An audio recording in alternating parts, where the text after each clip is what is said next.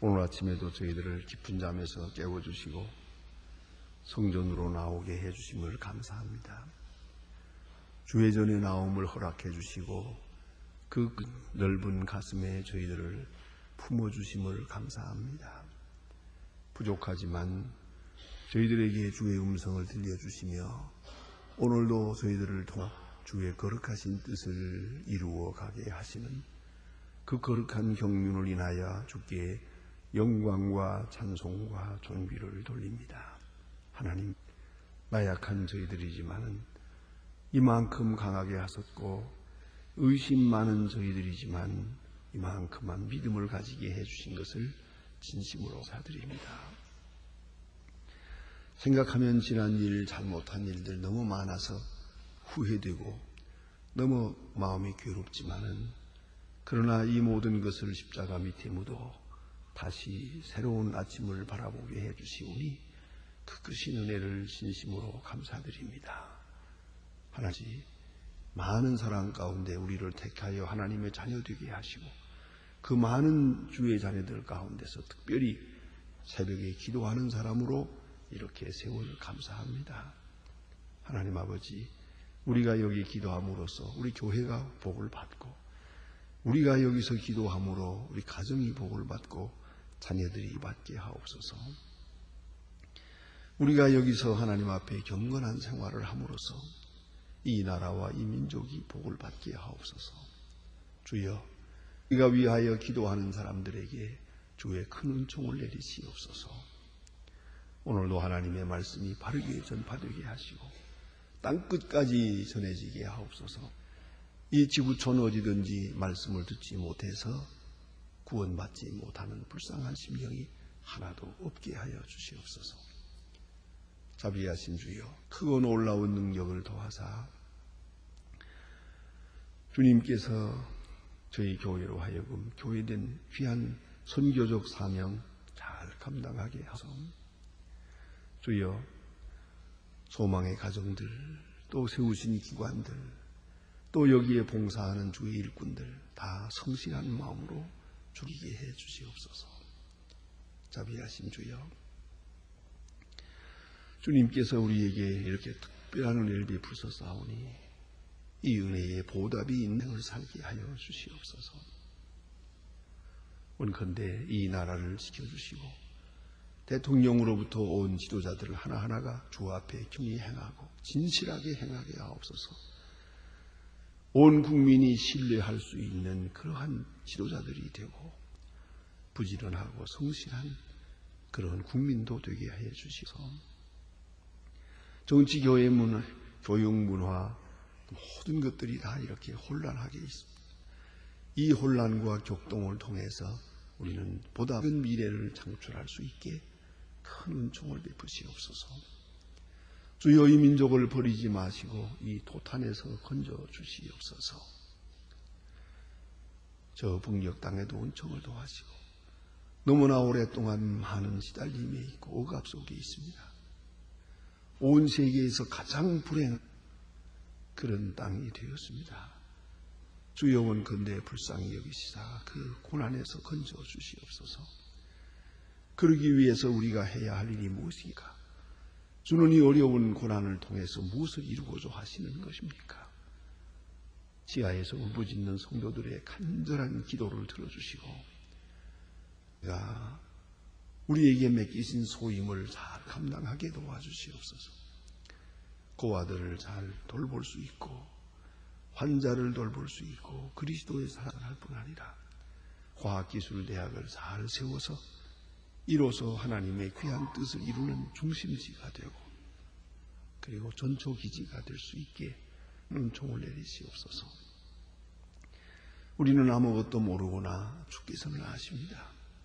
장차 어떤 뜻을 이루시고자 하시는지 우리를 통하여 이 위인 역사를 이루어가게 하여 주시옵소서.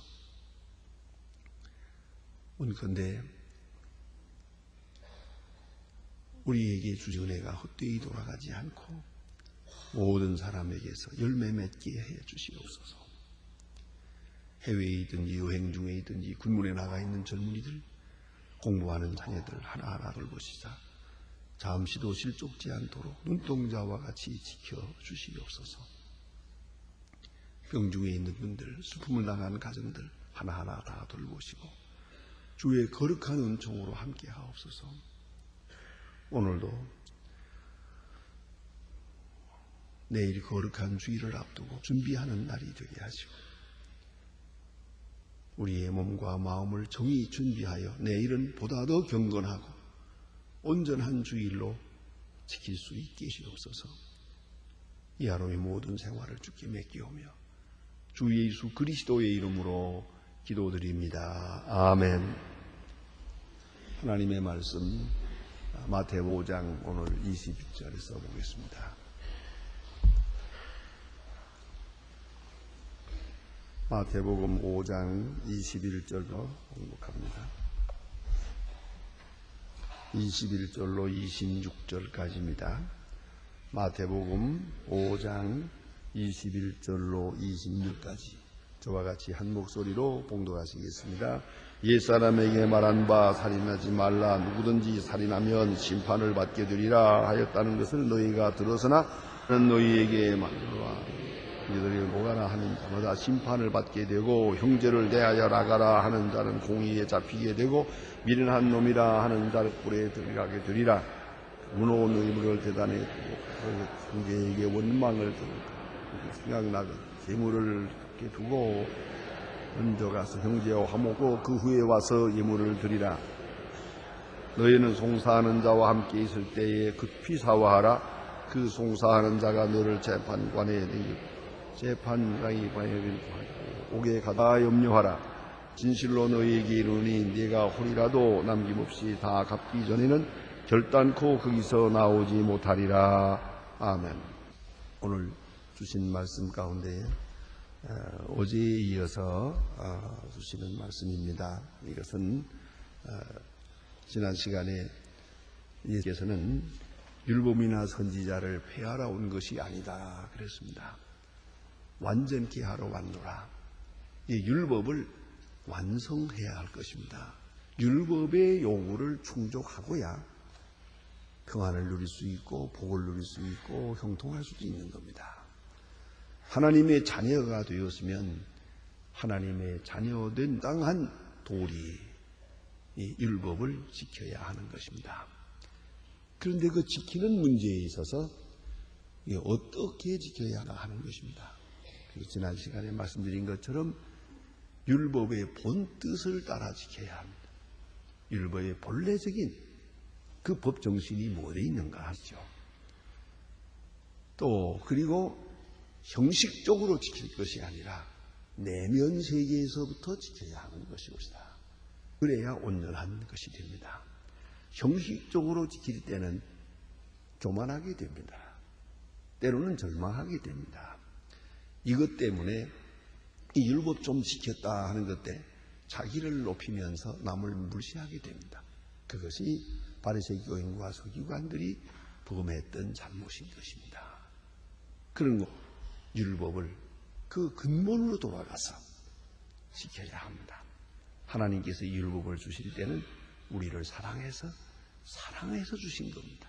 그런 거로 사랑을 느끼고 감사한 마음으로 지켜야 합니다. 하나님은 이 길을 통해서 우리에게 복을 주시니까 말입니다. 복으로 복되게 하셔서 율법을 주신 겁니다. 그런데 오늘 이 시간에 하나님의 율법을 어떻게 지켜야 하겠는가 하는 것을 본문에 말씀해 주고 있습니다. 그래서 10계명 중에 그 전체를 다 말씀하지 않고 몇 가지만 들어서 그 원리적인 말씀을 설명하고 있습니다.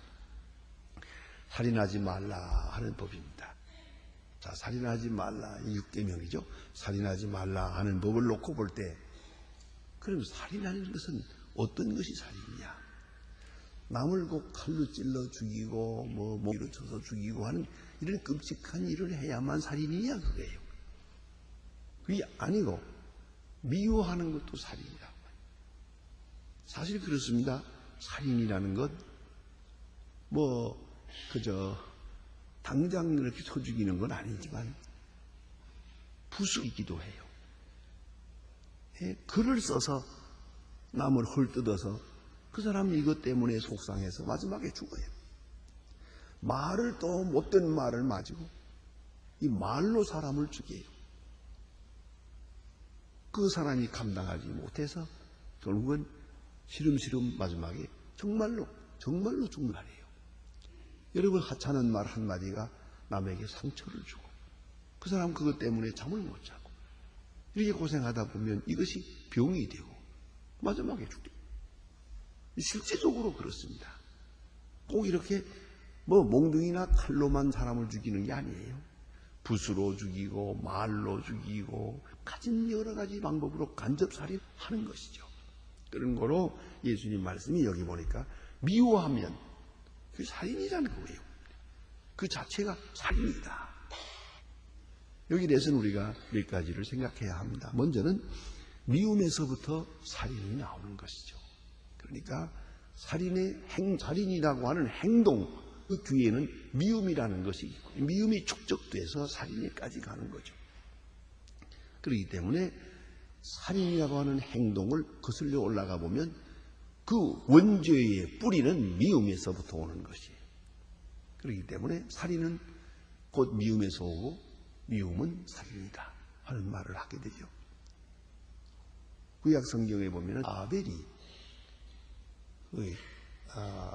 그 형과의 관계에서 그만 형으로부터 맞아 죽습니다.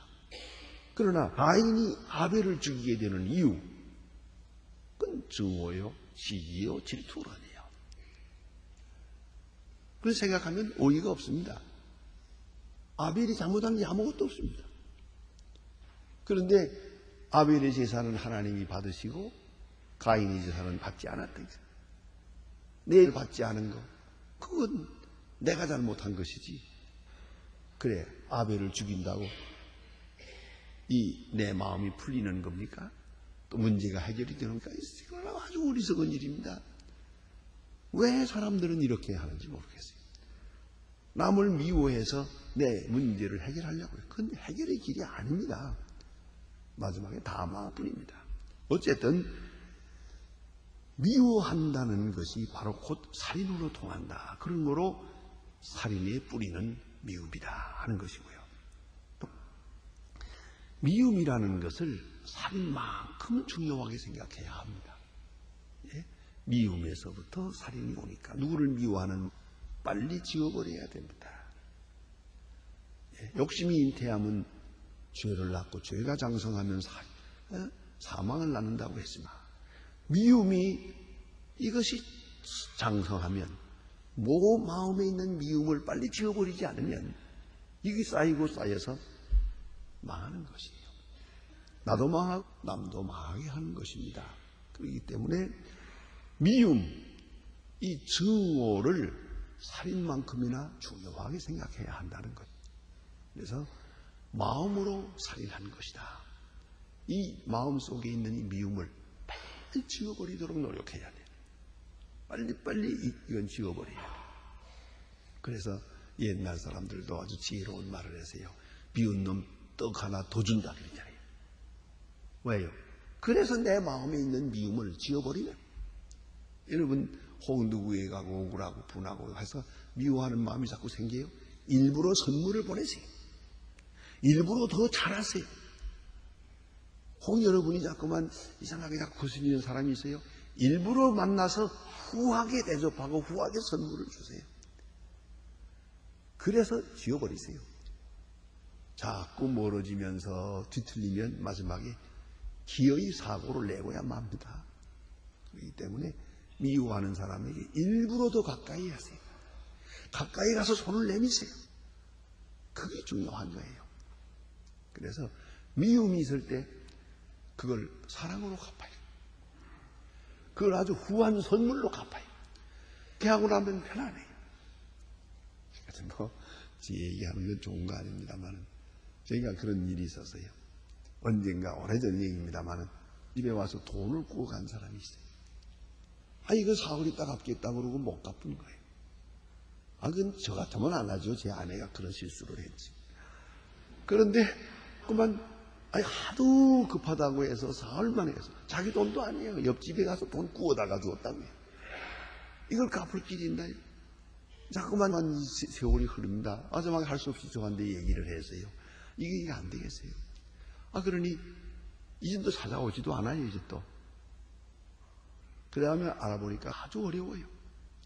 그래서 직접 아야 참 살기 어렵다고 해서 쌀 한 가마를 아야 사람을 시켜서 가지고 갔어요. 옛날 얘기입니다. 쌀 한 가마 가지고 가서 문에다 딱 내려놓고 그리고 들어가서 인사한 다음에 그 빚진 거 잊어버리세요. 내가 잊어버릴 테니까 더 갚을 생각하지 마세요. 다 없어진 겁니다. 그랬어요. 그러니까 마음이 시원해요. 다시 그것 때문에 세상에 그럴 수 있나 하는 그거 지워버려야 돼요. 그래서 미워하는 마음, 이것으로부터 모든 문제가 생겨요. 그렇기 때문에 이것을 빨리 지워버리는 특별한 게 필요합니다. 특별한 값을 지불해야 됩니다. 그래서 이 마음속에 있는 그림자를 없애야 한다는 거죠. 또 하나는 그렇다고 해서 미움과 살인을 꼭 같이 생각해서는 안 돼요. 미움은 마음으로 오는 살인이요 또 살인으로 이어질 수도 있어요. 그러나 미움과 살인을 같이 보는 경우가 있어요. 그건 더 나빠요. 무슨 말이고 하니 미움이 살인이고 살인이 미움이니까 까짓 죽여버리지. 그럼 되겠습니까? 그런 게 아니거든요. 그런 거로 미움은 미움이요. 이건 마음으로 오는 살인이요. 살인은 행위로 오는 살인이거든요. 그것을 꼭 같이 생각하는 것은 또 문제가 있는 것이고요. 그 다음에는 정신적 살인이 참으로 있다는 걸 알아야 됩니다. 이렇게 해서 손을 대지 않았지만 결국은 사람을 아주 괴롭혀서 그 사람을 죽게 만들어요.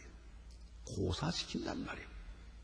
그렇기 때문에 이 미움의 문제 혹은 이것을 실제로 그렇게까지 깊이 생각하면서 두려워하고 이것을 마음속에서부터 지워버리도록 힘써야 한다 하는 말입니다. 그런 거로 우리는 율법을 좀 더 적극적으로 지켜야 돼요. 마틴 루터는 특별히 율법에 대한 해석을 특별히 하고 있습니다. 살인하지 말라는 법은 결국은 생명을 사랑하라는 법이라는 거예요. 살인하지 말라 하는 법만이 아니고 중요한 것은 생명을 사랑하라. 또 실제적으로 살인하지 말라는 법을 통해서 하나님은 우리의 생명을 보호하고 계시다는 거죠. 살인하지 말라 하는 법으로 우리에게 울타리를 쳐놨어요. 우리 주변에 있는 모든 사람이 살인하지 말라는 법을 지키면 나는 생명에 대해서 두려워할 필요가 없어요. 그렇지 않습니까? 간음하지 말라는 것은 순결을 보호하시는 하나님의 사랑이에요. 거짓 증거하지 말라는 것은 우리의 인격을 보호하시는 하나님의 사랑이에요. 우리가 누구에게 속고 그리고 괴로워하는 아픔을 당하지 않기 위해서 이런 거짓 증거하지 말라 하는 그런 울타리를 만들어 놨어요. 보호하시는, 우리 인격을 보호하시는. 결국은 이 속에는 하나님의 깊은 사랑이 있어요.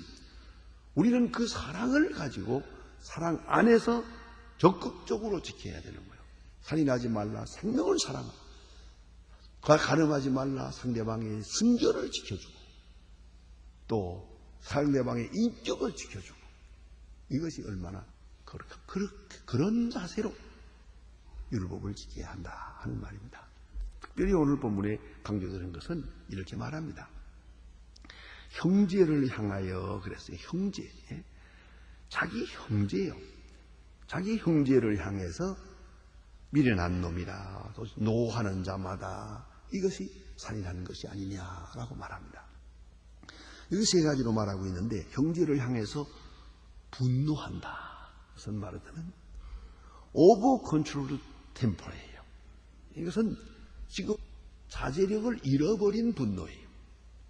화가 났어. 그냥 뭐 소리 지르고 뭐 발광할 뿐만 아니라 뭐든지 내던지거든. 바로 이 순간은 이게 바로 살인한 거나 마찬가지요. 분노하는 것. 감당할 수 없을 정도로 분노하는 마음. 그 순간 지금 살인하고 있는 것이에요.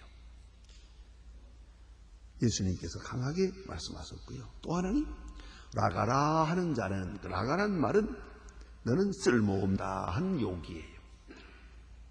이 버려진 놈아 하는 그런 뜻이에요. 나가라 하는 말은. 그러면 남의 존재의 가치를 부정시해요. 너는 영영 쓸모없다. 구제불능하다. 너는 아주 못 쓴다. 남의 존재와 그 가치 완전히 부정하는 그런 말을 서슴없이 하는 거예요. 그 저주지요. 이런 저주, 이것이 또한 살인이에요. 내 마음에서부터 벌써 그 사람의 존재를 죽여버리는 것이고, 뿐만 아니라 그 말을 듣는 사람이 자기 마음에서 입어요. 이 상처를 그가 감당하지 못하면 점점 이어져서 마지막에 죽음으로 향하는 거예요. 심지어는 여러분, 이 자식을 키우면서도요, 어떤 일에도 절망해서 나요. 그런데 저건 싹시 노랗다, 저건 소망이 없다, 저거는 괜히 태어났다, 이게 문제란 말이에요. 요새 뭐 효도니 뭐니 합니다만은 중요한 것은 자녀들이 내가 세상에 태어났다는 것 자체부터 감사하게 생각해야 되는데, 요새는 그렇지 못해요. 요새 아이들이 너무 일찍이 이런 것들을 배워버리고 만단 말이에요. 그래서 내가 어떻게 태어났는가, 그 가끔 수하면 안 됩니다. 큰일 납니다, 이것이. 제가 어느 친구를 아는데요. 막내가 지금 중학교 1학년인데 또 막내를 낳았어요. 더블 막내. 그렇잖아요. 그래 낳았는데 얘기인즉은 그렇게 생각 안 나려고 했는데 실수해서 낳았는데, 자 이제 아이들이 다 크니까 마음대로 어디 뭐 집 맡겨놓고 다니기도 하고 하려는데, 이것이 생기니까 어디 갈 수가 없잖아요. 그러니까 얘가 좀 시작할 때 한다는 얘기가, 저건 괜히 태어나가지고 말썽이라고, 저건 괜히 태어나가지고 이렇게 사람을 괴롭힌다고, 그런 얘기를 하는 거예요. 저는 그 말 듣고 깜짝 놀랐어요. 그래서 제가 이리 오라고 좀 불러가지고 한마디 했어요. 말 조심하라고. 저 아이가 그 말을 들으면 얼마나 마음이 있는가 생각해 보라고. 괜히 태어났다니 이게 무슨 소리야? 어떻게 그런 말을 아이들 앞에서 하는가? 아주 강하게 충고를 했어요. 그런데 아무튼 그 말 안 한대요. 안 할 뿐만 아니라 얼마 후에 만나보았더니 반대로 말해요. 걔가 없었으면 살 재미가 없을 뻔했어요. 얼마나 재미가 있는지, 그놈이 말이에요. 얼마나 가정을 화하는지. 그래서 진짜 그렇게 말을 해야지. 보세요. 우리가 아이들 앞에 놓고도 딱 한마디, 내가 있어서 행복하다, 난 너를 볼 때마다 사내가 있다 하면 그건 존재의 가치가 살아나는 거 아닙니까? 그게 바로 사람의 힘을, 삶의 용기를 주는 거예요. 그게 공부도 되고 지혜도 되는 거야. 그러나 반대로 저거는 실수로 태어난 아이고 왜 태어나가지고 말썽이냐, 그 단순한 아이들의 마음속에 이것이 그 마음에 백힌단 말이에요. 어떻게 될 것 같아요? 그리고 나서 효도하라 그래? 천만의 말씀입니다. 무슨 효도를 해요? 내가 세상에 태어난 것 자체를 지금 불행하게 생각하는데 무슨 효도를 해요? 그런 가운데서 어쩌다가 책망이라도 하고 한번 때리기라도 하면 그러지. 맞아 나는 죽어야 돼. 안 그래요? 내가 왜 세상에 살아가지고 말썽인가? 이 생각한다고요. 이 때문에 그 한마디 한마디가 아주 소중한 것이에요. 형제를 향해서 라가라 하는 게, 너는 쓸모없는 자다, 너는 필요 없는 자다 하고 저주를 한단 말이에요. 남의 생의 가치를 아주 그냥 부정해버려요. 그런 욕을 하고 있더라는 거죠. 그게 존재에 대한 살인이 아니겠습니까? 이게 살인이에요. 또 미련한 놈이라 하는 자는, 미련한 놈이라는 게 뭐냐? 패역하다는 거죠. 다 부패해서 썩어버렸다. 이제 가치가 없다는 거예요. 미련한 놈이 패역하고 완악하고 다 썩어버린 문제다. 바로 이 말 한마디 때문에 여러분, 모세가 하나님의 큰 책망을 받고 꼭 그 한 가지뿐이겠습니까마는 그가 가나안 땅에 못 들어가는 심판을 받습니다. 가데스 바네아에 있을 때 이스라엘 백성들이 하나님을 원망합니다. 물이 없다고. 그 하나님의 능력 가운데 살고 생각한데 그날 아침에도 하늘에서 내려온 만나를 먹었어요. 사람들이 지금 하나님을 원망하고 하나님 원망뿐만 아니라 애굽으로 돌아간다고 그러고 모세를 때려 죽이겠다 그래요. 자, 바로 그런 순간 모세가 폭분합니다. 이 분노를 참지 못합니다. 그래가지고 반석 앞에 서서 뭐라고 합니까? 반석을 2번 꽝꽝 치면서 혈기를 넣는데 그때 하는 말이 이 패역한 놈들아 그럽니다. 거기서 저주를 하는 겁니다. 패역하다. 하나님께서 크게 심판하십니다. 너 어째서 나를 믿지 아니하고 이 불경한 말을 하고 있느냐. 그래서 너는 가나안에 못 들어간다 그랬어요. 이걸 아셔야 됩니다. 어떤 경우에도 팍하다 하는 절망적 저주를 해서는 안 되는 거예요. 너는 나의 거룩함을 드러내지 아니하고 나를 믿지 아니했느니라 하고 하나님께서 무섭게 책망합니다. 그 말 한마디, 그것이 바로 살인이었다는 것이죠. 자, 그런 거로 우리가 마음, 말, 행동 속에서 항상 우리가 알게 모르게 살인을 하고 있다는 것도 생각해야 합니다. 그래서 예수님이 다시 말씀합니다. 너희가 앞에 나올 때 누가 너를 원망하는 것이 생각이 나거든 재물을 거기 두고 가서 화해하고 와서 재물을 바쳐라. 내가 남을 미워하고 그로써 저가 나를 또 미워하고 서로 미워하는 관계에 있어요. 서로 저주하는 관계에 있어요. 이런 관계에서 내가 그냥 하나님 앞에 제사를 드린들 무슨 소용이 있나? 가서 네가 할 수 있는 화해를 하라. 가서 내가 잘못했습니다. 미안합니다. 내가 잘못한 겁니다. 화해하고 그 와서 제물을 드리라. 화해 없이 제물을 드려봐도 그 제물은 하나님 앞에 상달되지 않는다는 것이죠.